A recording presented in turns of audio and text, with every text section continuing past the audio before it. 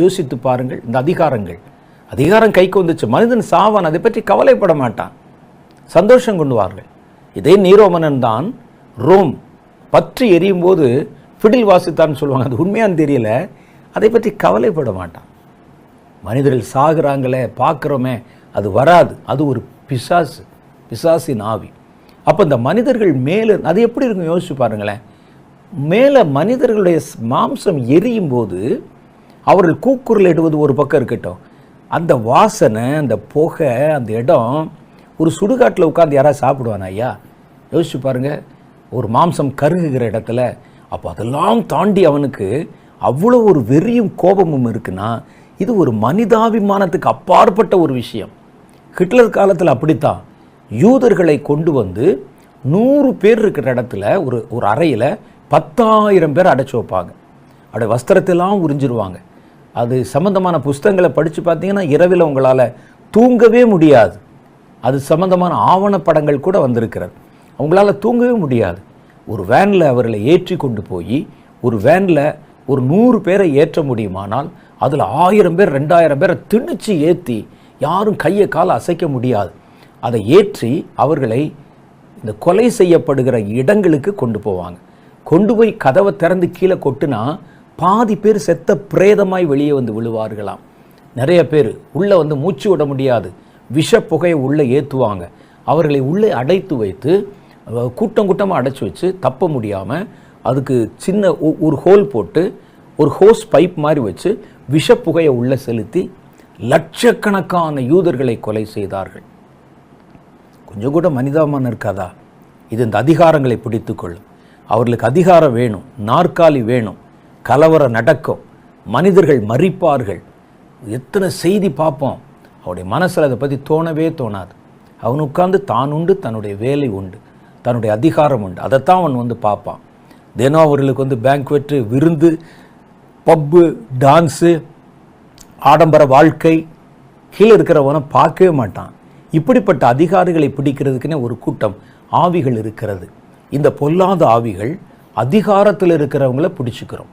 அவனை பிடிக்க ஆரம்பித்தோடனே அவர்களை சார்ந்த ஒரு கூட்டம் அந்த அதிகாரத்தில் இருக்காங்களே, இவங்க எல்லாரையுமே அந்த ஆவிகள் பிடிக்க ஆரம்பிப்பது தான் ஆச்சரியம். ஹிட்லருக்கு ஒரு அசிஸ்டண்ட் ஒருவன் இருந்தான். அவன் வந்து ஒரு இராணுவ தளபதி. அவர் கடைசியில் அந்த நாடு கீழே விழுந்த போது தப்பித்து ஓடி பல வருடங்களுக்கு பிறகு வயதான விருத்தாப்பியராக ஏதோ ஒரு தேசத்தில், அமெரிக்காவா லண்டனா என்று எனக்கு தெரியல, அங்கே தான் அவர் மரித்தார். அந்த ஆளுடைய வேலை என்ன தெரியுமா? வெறும் தன்னுடைய இந்த கையால் ஒரு மனிதனுடைய கழுத்தை ஒரு மாதிரி பிடிச்சி, இந்த சங்கை பிடிச்சி ஒரு மனிதனை அப்படியே அழுத்தி அப்படியே கொன்று விடுவார். 1 மணி நேரத்துக்கு 100 பேர் வரைக்கும் கொல்லுவான் அந்த ஆள், வெறும் கையால். எப்படி இருக்கும் இந்த மனிதன் சாகிறதை? அப்போ அவர்களுக்கு மனிதனை மனிதனாகவே தெரியாது. அப்போ இந்த அதிகாரங்களுக்குள்ளும் அதிகாரத்தில் இருக்கிறவர்களுக்குள்ளும் அந்த அதிகாரம் கையில் கிடச்சிருச்சுன்னா ஆட ஆரம்பிச்சிருவான். இது ஒரு ஸ்பிரிட்டு, அது அதிகாரங்களை பிடிக்கிற ஆவிகள். அந்த அதிகாரங்கள் நீக்கப்பட்ட உடனே பாருங்களேன், அந்த தேசமே அப்படி ஒரு மாதிரி ஆயிரும். இருக்கிற வரைக்கும் தீ வைக்கிறது, கொளுத்துறது, இடிக்கிறது எல்லாம் செய்வான். அந்த அதிகாரத்தை பிடிங்கிருங்க, அடுத்த நிமிஷம் சத்தம் இல்லாமல் மாறிடும் எல்லாம்.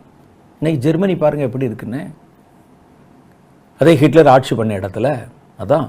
அப்போ இது ஒரு ஆவி, இது அதிகாரங்களை பிடிக்கும் ஆவி. இதே மாதிரி ஒரு ஆவி இருக்குது, மதங்களை பிடிக்கும் ஆவி. இந்த ஆவி என்ன செய்யும்னா, மத நம்பிக்கை, ஆன்மீக நம்பிக்கை உள்ளவர்களை பிடித்து தன்னுடைய கட்டுப்பாட்டில் வச்சுக்கிறோம். அப்போ சில மத நம்பிக்கைகளை உருவாக்கும், சில மத சுலோகங்கள், மதம் சம்பந்தமான சில கோட்பாடுகள், கருத்துக்கள் போன்றவைகளை உருவாக்குறது ஒரு பொல்லாத ஆவி. இது என்ன செய்யும்னா, வெளி தோற்றத்திற்கு சன்மார்க்கமான வாழ்க்கையை காமிக்கிற மாதிரி உள்ளே கர்த்தரை விட்டு பிரிக்கக்கூடிய செயல்களை செய்யும். ஆனால் அந்த கடைசி காலத்தில் இதே ஸ்பிரிட் வந்து என்ன செய்யுதுன்னா, இன்னைக்கு நேருக்கு நேராய் நான் சாத்தான் தான், என்னை நீ நம்பு, என்னை ஏற்றுக்கொள் என்று சொல்லி அது ஒரு புது மதத்தை உருவாக்கி இருக்கிறத பார்க்குறோம். அமெரிக்கா போன்ற தேசங்களில் சாத்தான் ஆராதனைகள், சாத்தான் மதம் இருக்கிறத நம்ம பார்க்குறோம். அவங்க சொல்கிறாங்க சாத்தான் ஒரு கடவுள் தான், சாத்தான் என்பவன் விரும்பப்படத்தக்கவன், அவனை வந்து வெறுக்கக்கூடாது அப்படின்னு சொல்கிறாங்க. ஆண்டனி லாவே அப்படின்னு ஒரு ஆள் அமெரிக்க தேசத்தில், அவர் ஒரு கிறிஸ்தவ ஃபாதராக, ஒரு சாமியாராக கிறிஸ்தவ ஊழியக்காரராக இருந்தவர். அவருக்கு நல்ல ஒரு அங்கீகாரம் கிடைக்கவில்லை. அவர் ஒரு நாள் ரொம்ப விரக்தியின் விளிம்பில் இருந்தபோது சாத்தான் அவரை சந்தித்து அவரோடு கூட பேசி, நீ என்னை கடவுள் என்று ஜனங்களுக்கு முன்னால் அறிக்கை செய்து நான் சொல்கிற காரியத்தை நீ காமிச்சின்னா நான் உன்னை மக்கள் நடுவில் ஒரு மத தலைவனாக உருவாக்குவேன். நீ இயேசுவை நம்பி ஊழியம் செய்ய வந்து உனக்கு என்ன கிடைச்சது, யார் உன்னை பாராட்டினாங்க என்று சொல்லி அவருடைய மனதை கலைத்து, ஆண்டனி லாவே நீங்கள் போட்டு பாருங்கள், அவருடைய சரித்திரம் சொல்லும். அவரோடு கூட பேசின போது அவர் தன்னுடைய இரத்தத்தினால் அவனோடு உடன்படிக்கை செய்து கொண்டு அவன் சொல்ல சொல்ல காரியங்களை எல்லாம் ஜனங்களுக்குள்ளே கொண்டு வந்து சாத்தான் மதம் என்ற ஒரு மதத்தை ஏற்படுத்தி இன்றைக்கி சாத்தானுடைய சபைகள் இருக்கிறது நிறைய அமெரிக்காவில். ஒரு காலத்தில் அது அரசாங்கத்தால் இந்த சபைகள் எங்கே கண்டுபிடித்தாலும் அவர்களை சுட்டு கொல்லலாம் என்றெல்லாம் உத்தரவு இருந்தது. ஆனால் இப்போது இந்த தேசம் லிபரல் ஆக்கி விட்டது. அவர்களும் மத நம்பிக்கை, அவர்களுடைய உரிமையும் நம்ம பாதுகாக்கணும். ஏன்னா கிறிஸ்தவர்கள் மாத்திரம்தானா கடவுள், ஒருவன் இதுதான் கடவுள் என்று சொல்வதற்கு எல்லாருக்கும் உரிமை இருக்கிறது என்று சொல்கிறாங்க. இன்றைக்கி இந்த சர்ச் ஆஃப் சாட்டன் என்பது பல இடங்களில் கிளைகள் பரப்பி இருக்கிறது. எனக்கு தெரிந்து தமிழ்நாட்டில் கூட இருக்கிறது சில இடங்களில். அவருடைய நம்பிக்கை சாத்தானை வழிபடுவது. அவங்க என்ன சொல்கிறாங்கன்னா, கர்த்தர் மனிதனை அடிமையாக்க விரும்புகிறார், சாத்தான் மனிதனை விடுதலையாக்க விரும்புகிறான். அவன் விரும்பினதை செய்யலாம், அவன் இஷ்டப்பட்டபடி வாழலாம், இதை பார்க்காத தொடாத தீண்டாதன்னு சொல்லி ஒரு மனிதனை சித்திரவதைப்படுத்தி அடிமையாக வச்சிருக்கிறாரே. அப்போ அவர் நல்லவரா, நான் நீ விரும்புகிறதெல்லாம் நீ செய்யலாம் என்று சொல்லி உங்களுக்கு ஃப்ரீடம் கொடுக்குற நான் நல்லவரா அப்படின்னு கேட்குறான். அது மாத்திரம் இல்லை, சாத்தான் சபையை சேர்ந்தவங்களுக்கு ஒரு வேத புஸ்தகம் இருக்கிறது. அந்த பைபிளில் சாத்தானுடைய காரியமும் அப்படி உள்டாவாக சொல்லப்பட்டிருக்கிறது. கர்த்தர் எங்கெங்கெல்லாம் தோற்று போனார், நான் எங்கெங்கெல்லாம் ஜெயிச்சிருக்கிறேன் என்று பல காரியங்களை சொல்கிறான்.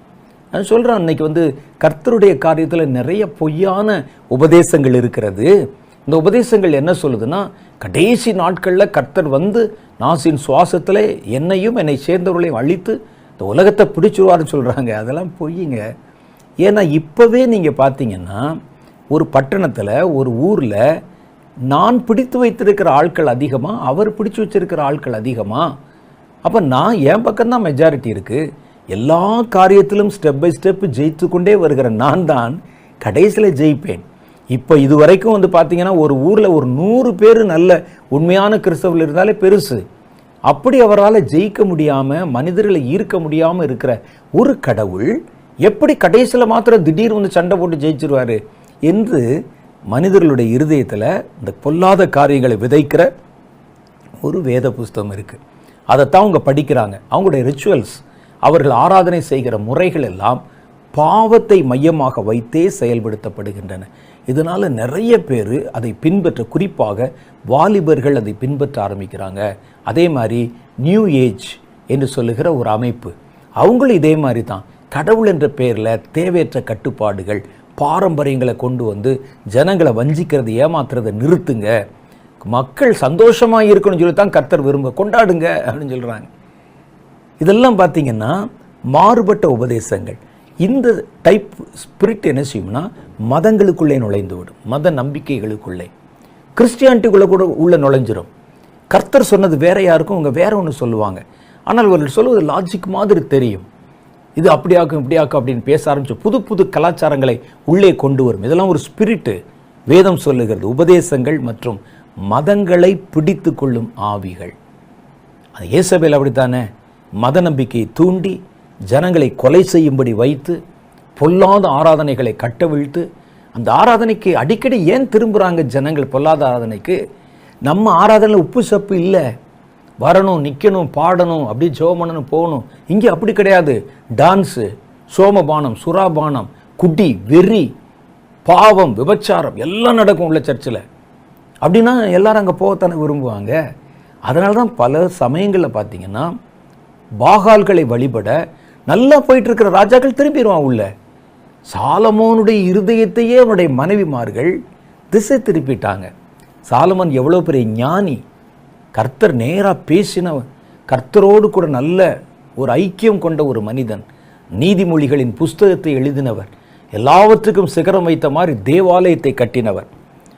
அவருடைய மனைவிமார்கள் அந்நியர்களோட சம்பந்தம் கலந்த போது அவனை மோளேகுகளுக்கு ஆராதனை செய்யும்படிக்கு அவனுடைய இருதயத்தை திருப்பிட்டாங்க. கர்த்தருக்கு தேவாலயத்தை கட்டின அதே கைகளில் அந்நிய விக்கிரகங்களுக்கும் மோளேகுகளுக்கும் பலிபீடங்களை கட்ட ஆரம்பித்தார். எவ்வளோ பெரிய கொடுமையான காரியம் பார்த்தீங்களா? காரணம் என்னன்னு கேட்டிங்கன்னா, சாலமோன் ராஜா ஒரு சுகபோக பிரியர். அது உங்களுக்கு எல்லாருக்கும் தெரியும். அப்படி சந்தோஷமாக இருக்கணும், அப்படியே ஹாப்பியாக இருக்கணும், கொண்டாடணும். அந்த மனநிலையில் உள்ளவர். இப்படிப்பட்டவர்கள் எந்த நிமிஷத்திலும் கர்த்தரோடு கூட இருந்தாலும் சீக்கிரமே அவர்கள் மாறிவிடுவதற்கு வாய்ப்பு இருக்கிறது. கர்த்தரை கொண்டாடுவதற்கில்ல, கர்த்தரை கொண்டாடுவது பரலோகத்தில், தேவனுடைய ராஜ்யத்தில். அங்கே போயிட்டீங்கன்னா சந்தோஷம்தான். பரலோகத்தில் எப்பவும் சமாதானம் மகிழ்ச்சியும் தான். ஆனால் பூமியில் இருக்கிற வரைக்கும் கவனமாக, பரிசுத்தமாக, தேவன் கொடுத்த ரட்சிப்பை பாதுகாத்து கொள்ளத்தக்கதாக நம்முடைய முற்பிதாக்களை பாருங்கள், அப்போஸ்தலர்களை பாருங்கள். யாராவது குடிச்சு வெறிச்சு கொஞ்சம் ரிலாக்ஸ்டாக இருப்பேன் ஏதாவது செஞ்சாங்களா? இல்லை.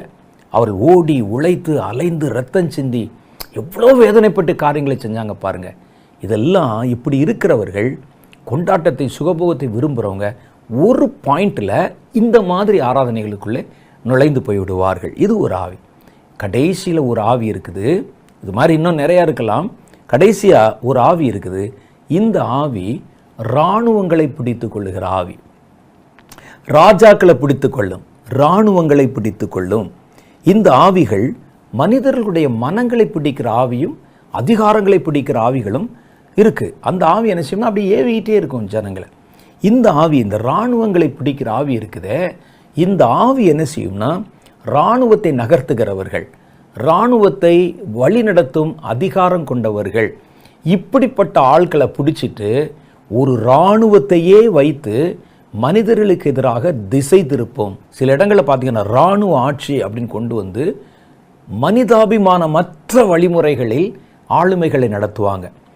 இந்த ஆவிகள் எங்கே உள்ளே புகுந்துக்கிறோம்னா, யுத்தம் செய்கிறவங்க, அதில் இராணுவத்தில் இருக்கிறவங்க, இராணுவத்தை நடத்துகிற அதிகாரம் பெற்றவர்கள், ஆயுதங்கள், இதில் எல்லாவற்றிலும் அந்த வெப்பன்ஸு, இது எல்லாவற்றிலும் இந்த ஆவிகள் உள்ளே நுழைந்து கொள்ளும்.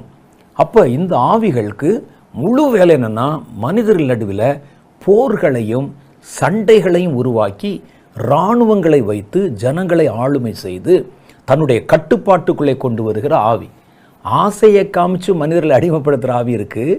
கன்னை காமிச்சு, துப்பாக்கியை காமிச்சு, இராணுவத்தை காமிச்சு மனிதர்களை அடிமைப்படுத்துகிற ஆவி இருக்குது. நம்ம சமீப காலத்தில் 2 கொரியா தேசம் இருக்குது, உங்களுக்கு தெரியும். ஒன்று இந்த சவுத் கொரியா. தென் கொரியாவில் பார்த்தீங்கன்னா நல்ல தேவனை ஆராதிக்கிறாங்க, நல்ல ரட்சிப்பு இருக்குது, பெரிய பெரிய சபைகள் இருக்கிறது. ஆனால் நார்த்து கொரியான்னு ஒரு இடம் இருக்குது, வடகொரியா. வடகொரியாவில் இராணுவத்தை வைத்து ஒரு ஆட்சி நடத்தப்படுகிறது. அதனுடைய அதிபர் ஜனங்களை எவ்வளவு தனக்கு அடிமையாகி வைத்திருக்க முடியுமோ அந்த அளவுக்கு அடிமையாக வச்சிருக்கிறார். சோஷியல் மீடியாஸை யூஸ் பண்ணக்கூடாது, என்னென்ன மாதிரி உடை உடையணும், முடி எவ்வளவு நீளம் இருக்கணும் முதற்கொண்டு எல்லாவற்றையும் தான் சொல்லுவது தான் செயல்படும். அதை தாண்டினா இராணுவத்தை வச்சு அந்த குடும்பத்தையே ஒன்றுமில்லாமல் ஆக்கிடுவாங்க, அதிகாரிகளை ஒன்றுமில்லாமல் ஆக்கிடுவாங்க, வியாபாரங்களை ஒன்றுமில்லாமல் ஆக்கிடுவாங்க. யாரும் பேச முடியாது. அந்த நாட்டுக்குள்ளே இப்போ சமீப காலத்தில் என்ன நடக்கிறதுங்கிற செய்தி வெளியே வராது. என்ன செய்வது? இது மாதிரி இந்த இராணுவங்களுக்குள்ளே உள்ளே புகுந்து இந்த இராணுவங்களை தன் கட்டுப்பாட்டில் வைத்துக் கொள்ளுகிற பொல்லாத ஆவிகள் இருக்குது. இந்த ஆவிகள் என்ன செய்யும்னா, பின்னால் இருந்து வேலை செய்கிறது இந்த ஸ்பிரிட்டு தான். ஆனால் அது எதை எடுத்து பயன்படுதுன்னு கேட்டால், இராணுவ தளவாடங்களை, இராணுவ ஆயுதங்களை, இராணுவத்தில் இருக்கிற மனிதர்களை, இராணுவத்தில் இருக்கிற அதிகாரங்களை எடுத்து பயன்படுத்தும் இந்த ஆவிகள். இந்த ஆவிகள் ஒரு இராணுவத்தை பிடிச்சிருச்சுன்னா அது காரணமற்ற யுத்தங்கள், காரணமற்ற மரணம், காரணமற்ற சட்டங்களை கொண்டு வந்து நாட்டை நசுக்கி வேதனைப்படுத்த ஆரம்பித்து விடும். அது தான் நம்ம பார்க்குற இராணுவ ஆட்சின்னு சொல்லுவாங்க. சில இடத்துல உகாண்டா என்ற ஒரு தேசம் இருந்தது. அதனுடைய அதிபராக இடி அமீன் என்பவர் இருந்தார். அவர் இராணுவத்தை வச்சு ஜனங்களை அந்த அளவுக்கு கொடுமைப்படுத்தினார். நான் சொல்லுகிற இந்த பேர்லாம் குறித்து வச்சு நீங்கள் போய் கூகுளில் சர்ச் பண்ணி பார்க்கணும். அப்போ தான் அவங்க எப்படிப்பட்ட பயங்கரவாதிகளாக இருந்தார்கள் என்பதை நீங்கள் அறிந்து கொள்ள முடியும். அது மாதிரி இந்த இராணுவத்தை பிடித்து கொண்டு இராணுவ தளவாடங்களை பயன்படுத்தி மனிதர்களை வேதனைப்படுத்துகிற வகையைச் சேர்ந்த ஆவிதான் நாம் இங்கே பார்க்கக்கூடிய அபத்தோன் என்றும் அப்பொலியோன் என்றும் சொல்லப்படுகிற வெட்டுக்கிளிகளின் ஆவிகள். எப்படிங்க சொல்கிறீங்க அப்படின்னு கேட்டால், அதை குறித்த விவரங்களை நான் அடுத்த வாரத்தில் நம்ம சேர்ந்து தியானிக்க போகிறோம்.